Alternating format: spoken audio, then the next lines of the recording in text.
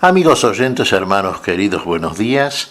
El Evangelio del día, como de costumbre, hoy 28 de noviembre del año 2016. Aquí estamos Patricia y Miguel, este matrimonio cristiano, dispuestos a leer y comentar este Evangelio. Primero la lectura. Patricia. Lectura del Santo Evangelio según San Mateo.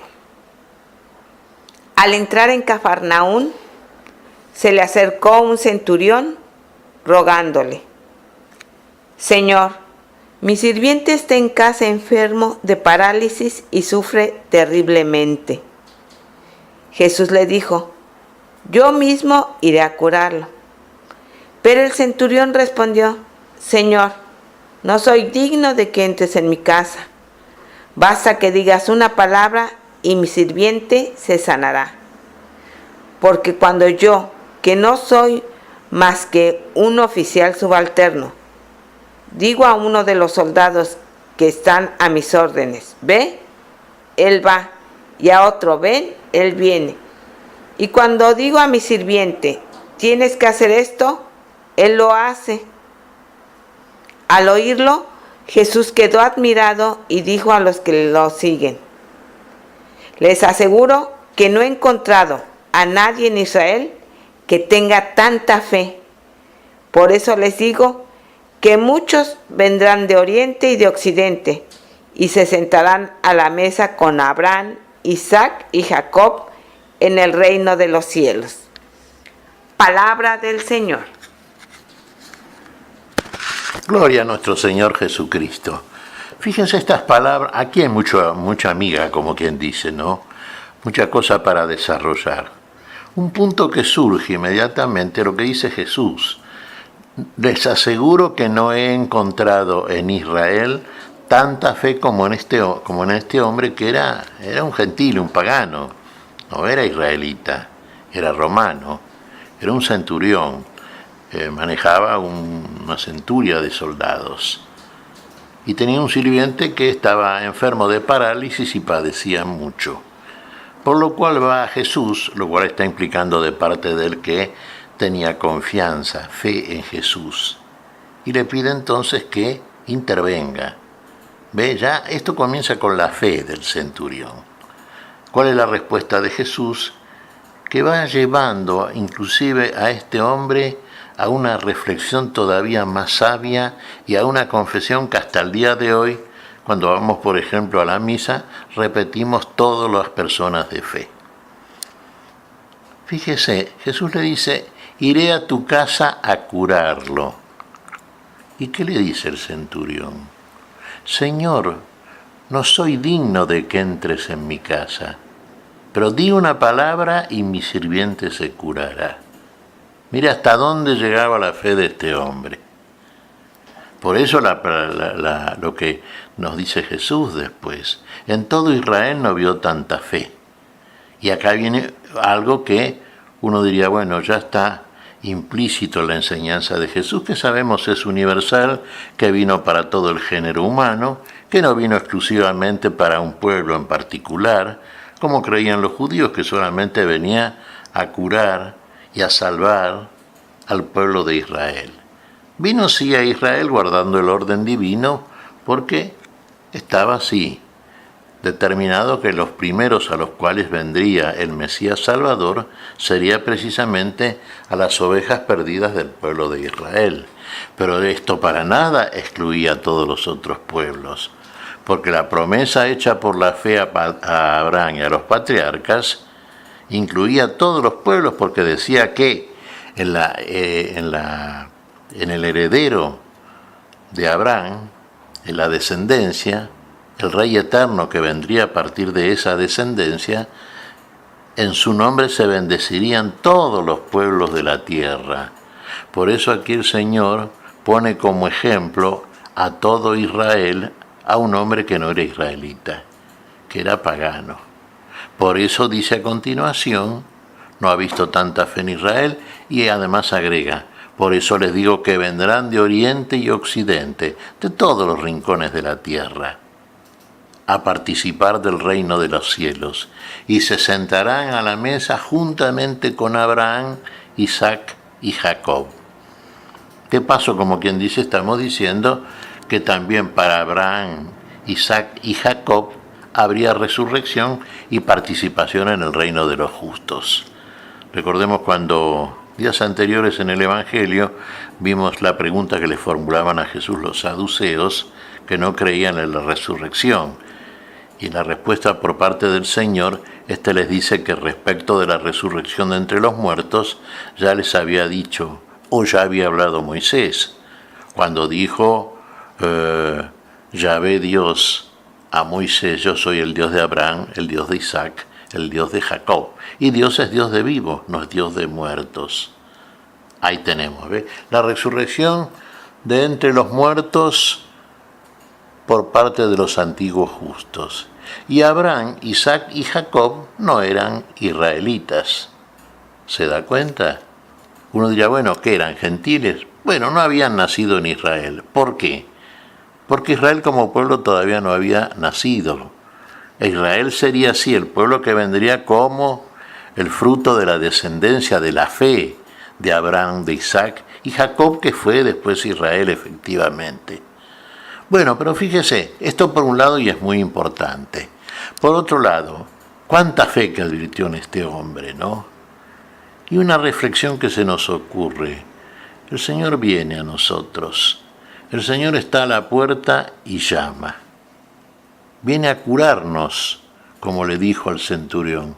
Voy a tu casa a curar a tu sirviente. ¿Y qué le dijo el centurión? No soy digno de que entres en mi casa, pero una palabra tuya, di una palabra y mi sirviente ha de curarse. Fíjese, la palabra del Señor ya viene a nosotros. Uno diría, precediendo la venida del Señor, sí, es lo primero que nos llega, la palabra. Y uno diría, ¿la palabra está cerca? Sí, la palabra está en nuestros oídos y a través de ellos ingresa en el corazón. Y si se instala en el corazón, entonces podemos decir que a partir de esa palabra ya nace la fe, la extrema confianza en el Señor que viene. Y entonces salgamos a recibirlo. O vamos a esperar que el Señor venga y golpee la puerta. Él va a venir igual, porque a nosotros viene, como viene a todos aquellos en los cuales se encuentra fe, a todos aquellos que habiendo oído la palabra del Señor, la han recibido y esa palabra en ellos ha engendrado esa fe que, como en este caso, por ejemplo, mostraba el centurión romano. Viene el Señor, salgamos a su encuentro. Y el Señor viene. Vio como el Padre misericordioso que sale al encuentro del Hijo pródigo. Salgamos al encuentro del Señor. El Señor genera ese encuentro, ese deseo de encontrarlo por parte de nosotros. Pero claro, en nosotros hay una precariedad, hay una fragilidad, hay un no poder por nuestra cuenta salir a buscar y encontrar al Señor. Por eso Él viene a buscarnos a nosotros. Por eso Él busca en nosotros el encuentro y previamente por la palabra la necesidad de tal encuentro. Por eso siempre nosotros acudimos a la misericordia del Señor. Que el Señor se incline a nosotros, fíjese a nuestra bajeza, para que realmente a partir de esa actitud, ese gesto de extremo amor por parte de nuestro Señor, podamos finalmente levantarnos, recibirlo y recibirlo como quien recibe a aquel que le viene a traer la vida, que en otra cosa viene a traernos el Señor. Así como le trajo la curación al sirviente del centurión, así viene a nosotros también a traernos la sanación de la enfermedad, la curación, a traernos la vida a nuestra muerte. Y bueno, esto sería entonces realmente la lección que nos surge de esto que nos dice aquí este Evangelio. Este Evangelio con el cual ya vamos empezando este tiempo nuevo, este tiempo de Adviento. Estamos esperando precisamente la venida del Señor.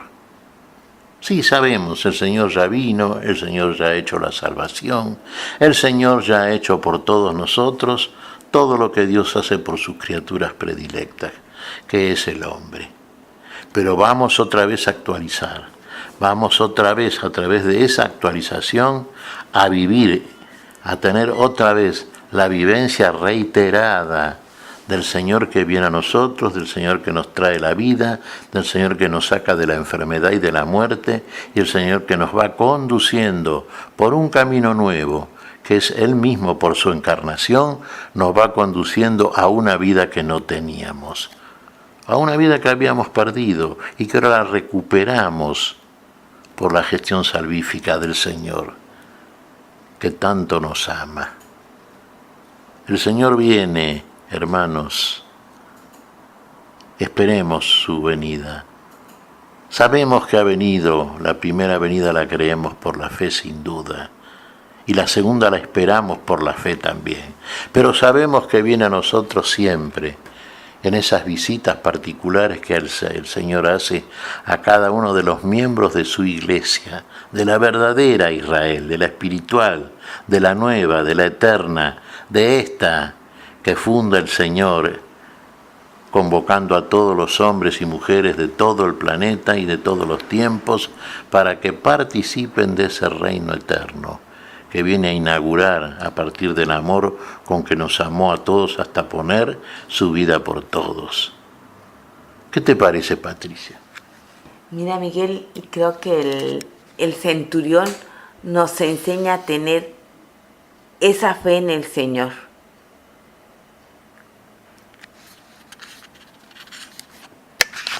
Sí, verdaderamente, claro, sí.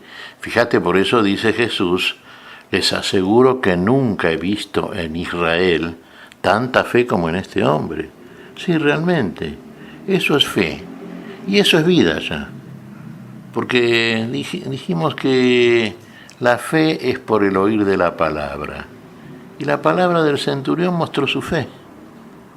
Y la palabra cuando viene a nosotros es la manera en que el Señor por primera vez se nos aparece resucitado, a través de su palabra. Tendrá otras múltiples manifestaciones después, a través de todas las visitas que nos va a hacer, todas las que sean necesarias, y a través de las muchas manifestaciones de su aparición resucitado. Esta es la primera. Es necesario recibirlo, recibir su palabra, para recibirlo a Él. ¿Qué te parece si agradecemos al Señor? Muy bien, Miguel. Te damos gracias, Padre Celestial, en el nombre santo de nuestro Señor Jesucristo. Te damos gracias, Padre, te pedimos perdón por nuestras faltas. Señor, pedimos tu bendición para este día. Pedimos tu espíritu de vida, tu espíritu de sanación, tu espíritu y tu presencia, Señor. Sabemos que viene para curarnos, para comunicarnos la vida. Sabemos que vienes para esto, Señor, porque lo haces porque mucho nos amas. Lo pedimos y sabemos que tú lo haces.